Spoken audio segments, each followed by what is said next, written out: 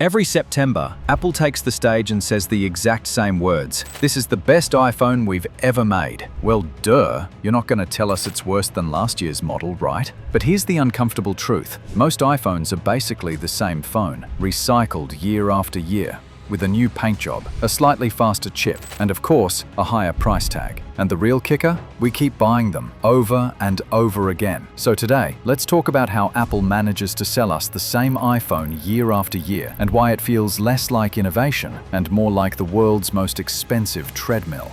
The illusion of change. Let's start with design. Go back to 2017. The iPhone X. Face ID, edge-to-edge display, stainless steel band, that notch at the top. At the time, revolutionary. It felt like the future in your hand. Now, fast forward to today. The iPhone 14, the iPhone 15, the iPhone 16, even the iPhone 17. If you lined them up on a table, most people couldn't even tell which is which. The same rounded corners, the same slab of glass on the front, the same camera bump, just a little bigger every year. Apple's biggest design change these days? The colors. Every fall, Apple introduces a hot new shade, deep purple, midnight green, rose quartz, and somehow, that convinces millions of people their year-old iPhone is suddenly obsolete. It's the oldest trick in the book. Convince people a slightly darker blue is worth $1,200. Spec creep, not spec leaps. Okay. Every year, Apple hypes up their new chip, the A15 Bionic, the A16, the A17 Pro, now the A19. They throw out graphs, crazy benchmarks. The psychology trap. So why do people still upgrade? Why do millions of us hand Apple our money every single year, even when the changes are small? Simple. Status. The iPhone isn't just a phone, it's a flex. It's a cultural signal. Pull out an iPhone and people instantly recognize it.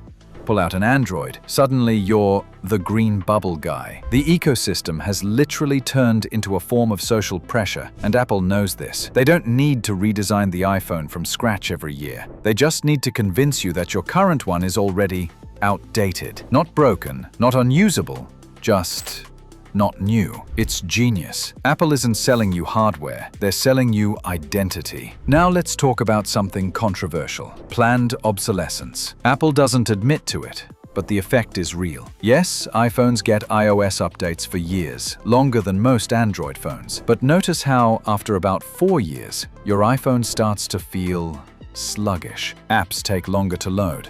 Animations stutter, battery life tanks. Apple says it's just natural aging, or that newer features require more power. But the timing is suspicious. Right when your old iPhone still works fine, it suddenly starts to feel outdated. It's like Apple is whispering,